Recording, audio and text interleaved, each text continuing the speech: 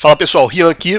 Vamos continuar com a nossa série de MLflow. A gente está fazendo uma introdução ao MLflow, pegando ali, né, os conhecimentos básicos para você adicionar mais essa ferramenta aí no seu currículo, que vai ser muito importante, seja você um cientista de dados, né, uma pessoa que está migrando para a área de ciência de dados, ou alguém que já é da área, que trabalha com inteligência artificial, trabalha com pipelines de aprendizado de máquina e quer fazer uma migração para uma área mais relacionada ao MLOps, né, ou seja, um engenheiro de Machine Learning, um engenheiro de MLOps, um engenheiro de IA, né, que são figuras, né, são papéis, profissões também bastante importantes, muito procuradas no mercado de trabalho, com altíssimo salário, não é à toa, né, porque elas exigem o conhecimento de diversas ferramentas, né, de ponta, e uma delas, sem dúvidas, como a gente falou no início da série, é o MLflow, né. A gente falou sobre um pouco sobre a parte teórica e vimos alguns dos componentes. Então, você pode ter pensado, né, que ali, quando a gente viu, estava um pouco maçante, ver muita teoria, mas a teoria, ela é importante para a prática também, tá? Eu sempre digo que saber a teoria vai te ajudar a resolver os problemas. A prática é muito boa. Aliás, sem a prática você não vai a lugar nenhum, mas com teoria você vai muito mais longe. Por quê? Porque com a teoria você consegue embasar suas decisões e resolver problemas. Você vai remeter ao seu conhecimento teórico para poder resolver o problema. Então, a gente viu essa parte teórica, vamos ver um pouco da parte prática. Vamos colocar em prática aquilo que a gente viu nos últimos vídeos. Lembrando, você tem que assistir a série inteira, né? Ver todos os vídeos. Se inscreve no canal para facilitar você acompanhar todas essas séries, todo esse conhecimento que eu estou trazendo. É gratuito, não custa absolutamente nada você se inscrever e acompanhar, né? Pelo contrário, na verdade, você só ganha. E eu ganho também, né? Ganho a recompensa de estar ensinando cada vez mais gente interessada, e isso é, sem dúvidas, né, não tem preço. Bom, a gente viu lá que o MLflow, ele controla o ciclo de vida do aprendizado de máquina. E a gente sabe que o ciclo de vida do aprendizado de máquina, já falamos sobre isso, inclusive em outras séries, começa pelo entendimento do problema. Então a gente vai abordar aqui o MLflow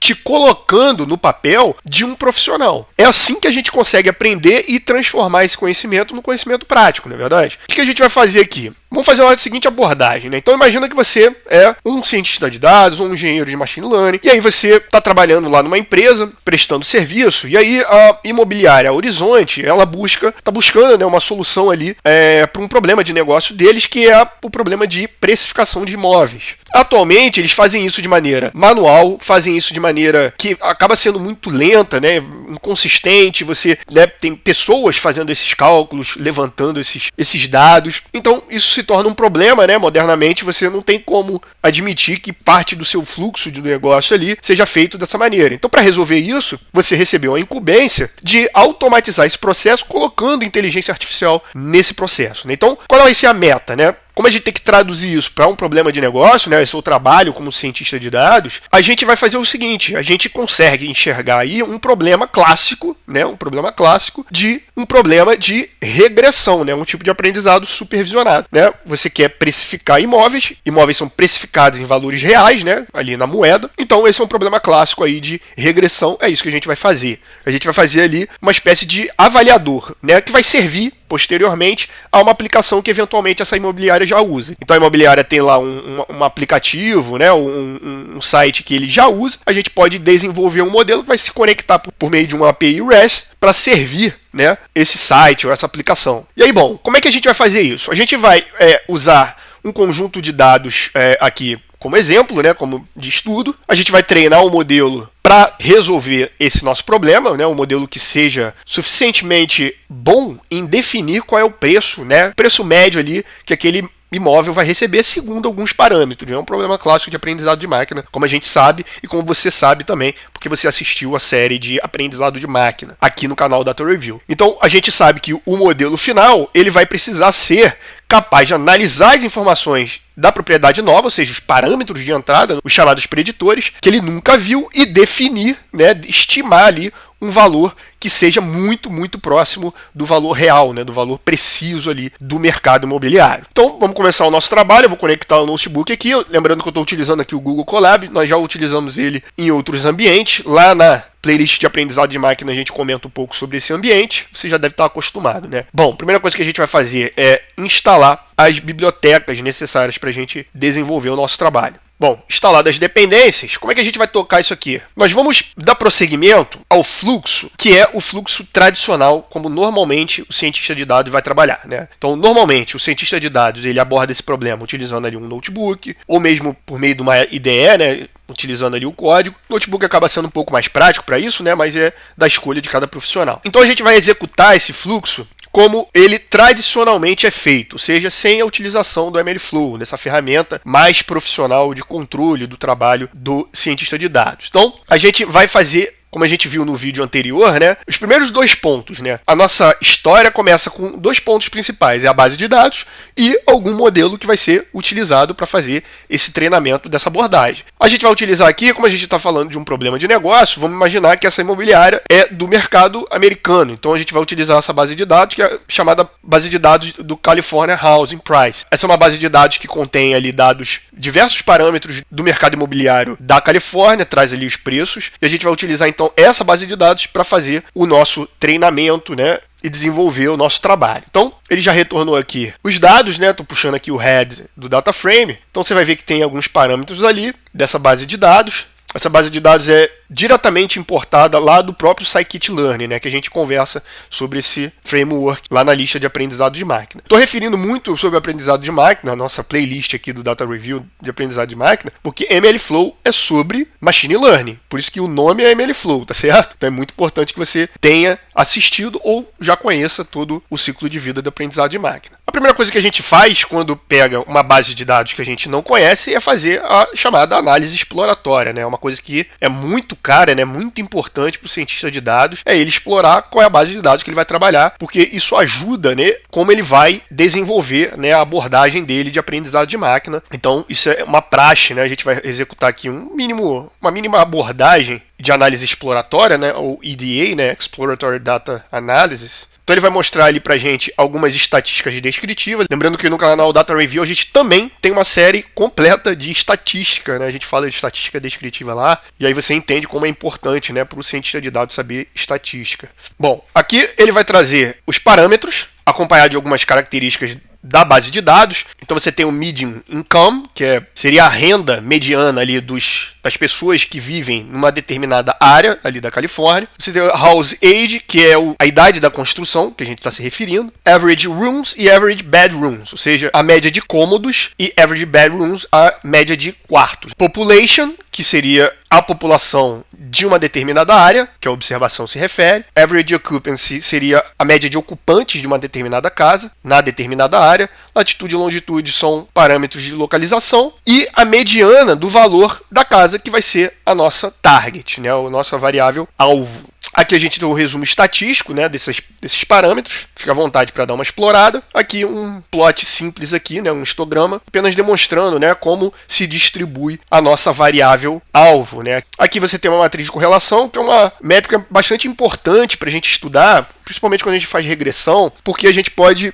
ter uma percepção se existe uma relação muito forte entre parâmetros, né. Essa correlação ela pode impactar no poder de previsão do nosso algoritmo. Então, você pode, né, utilizando o conhecimento lá da série de estatística, você pode utilizar todo o seu conhecimento aqui para dar uma analisada nas correlações. Bom, embora a série não seja disso, eu vou dar uma pequena dica aqui de uma ferramenta em que a gente pode fazer essa análise exploratória de maneira automatizada, né? Você viu que a gente fez um script ali fazendo algumas descrições, né, aqui acima. Você poderia explorar isso aqui de diversas maneiras, né? A análise exploratória de dados é um trabalho bastante extenso, não é só isso, obviamente. Então você pode fazer essa exploração de várias formas. E existe também a maneira automatizada de se fazer isso. Uma ferramenta interessante é esse Y-Data Profiling, né, que ele faz um profile da sua base de dados. Então, eu executei ele aqui, ele gerou um arquivo HTML para a gente. Eu vou abrir ele aqui só para vocês verem, né? Abrindo o arquivo, vocês vão ver aqui a nossa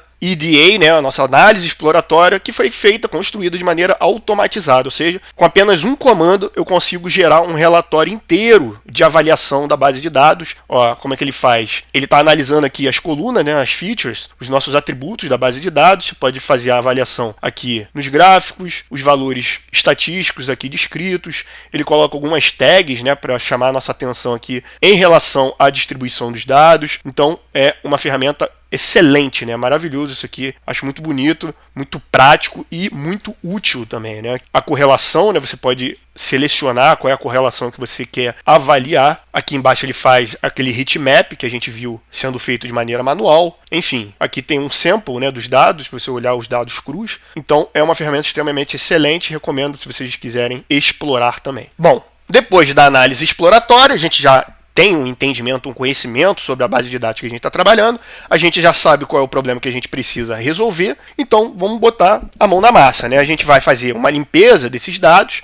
Aqui não vai ser necessário fazer, né? Porque esses dados eles já vêm preparados, que são dados de aprendizado, né? Normalmente eles já vêm muito preparados. A gente sabe que na vida real normalmente não é assim, né? Então a gente está separando ali a nossa variável target, que vai ser a mediana do valor, né? Vamos fazer uma normalização para aumentar a eficiência dos nossos algoritmos, e aqui a gente está dando uma olhada no tamanho das nossas amostras, né? Treino e teste, separando ali 80%, 20%. Bom, em seguida a gente vai fazer o nosso treinamento, a gente vai estar trabalhando aqui com o Random Forest Regressor, é um modelo de ensemble, de árvores de decisão, a gente fala sobre esse modelo lá na playlist de aprendizado de máquina, e a gente vai estar utilizando aqui 100 árvores de decisão para fazer essa previsão, né? É bastante amostra, né? 16 mil amostras aqui. Ele leva um tempinho, treinado com sucesso. Então, já que a gente tem um modelo, a gente vai fazer a avaliação desse modelo. A avaliação, como vocês sabem, é feita numa base de dados separada, a base de teste. Bom, a gente está utilizando aqui como métrica o R quadrado e o RMSE, já convertido aqui, né, na grandeza referência do nosso target value, né, do nossa variável target, que no caso é em valor de dólar, né? A gente pode expressar o nosso valor na própria grandeza a qual ela se refere. Isso a gente vê, né, especificamente lá em estatística. E o nosso coeficiente foi aqui aproximadamente 80%, né? Ou 0,88053. A gente tem aqui a distribuição do modelo em relação aos valores reais. Então o modelo ele prevê, né, essa linha vermelha, ele representa essa linha vermelha, e você vê que o valor real ele ficam ali distribuídos, né, ao longo dessa linha, reduzindo assim o seu erro. E bom, seguindo o ciclo de vida do aprendizado de máquina, já que eu tenho um modelo, o modelo está praticamente ali virtualmente 80%, né, de assertividade, os 80% do R quadrado. Então a gente pode fazer o deploy, ou seja, a gente vai servir esse modelo, afinal de contas a imobiliária precisa utilizar esse modelo, né, no processo dele, né, na aplicação deles. Esse deploy ele pode ser aqui simulado, né, naturalmente a gente está fazendo isso de forma local no próprio notebook, como chamando o modelo para fazer a previsão, né? Ele já está salvo aqui no meu ambiente, no meu runtime aqui do Colab. Eu posso então submeter algumas observações, né, novas, como seria feito pela aplicação. Então a aplicação vai entregar alguns valores novos. Eu estou chamando aqui 5 valores da base de teste e posso entregar isso para o modelo, que já está treinado, para ele executar as previsões. Então eu tenho os dados que foram entregues aqui para ele e eu tenho aqui o resultado dessa simulação de deploy, né, de entrega. Os valores reais, aqui por exemplo, 47.700 dólares, ele previu ali em torno de 50.950. 45 ele previu 74 mil, 500 mil ele previu 492 mil e assim sucessivamente. Então a gente tem um ciclo completo aí de entendimento, aquisição dos dados, exploração dos dados, treinamento, deploy do modelo. Bom, essa foi a abordagem tradicional, convencional do ciclo de vida do pipeline de aprendizado de máquina. É assim que a gente faz normalmente. Você poderia fazer esse deploy de várias formas, exploração de várias formas. O problema de negócio poderia ser completamente outro. Porém, qual que é o problema aqui? O problema, como a gente viu, é que, será que eu estou satisfeito com um R quadrado 80%? Será que a área de negócio está satisfeita com essa performance? Será que ela está satisfeita com essa margem de erro? Bom, isso a gente teria que submeter aos tomadores de decisão. Mas se eles não tiverem, e provavelmente você vai ter que explorar diversas alternativas aqui, mesmo sem submeter, né, você vai precisar saber se outros modelos e outras abordagens de aprendizado são melhores. Você não vai rodar, né, apenas uma. Então, se eu fosse executar uma outra rodada de experimento, eu perderia essa aqui. A não ser que eu tivesse que fazer um código para salvar especificamente, logar todos esses parâmetros aqui. Mas a gente não precisa fazer isso, porque afinal de contas a gente tem o MLflow. Então, no próximo vídeo a gente vai ver como que eu executo todo esse pipeline dentro da lógica do controle, do tracking e do mapeamento de registro, versionamento que o MLflow faz, tá certo? Por esse vídeo foi isso. Se você gostou, peço que você curta, compartilhe com quem você acha que pode ter interesse e a gente se vê no próximo vídeo.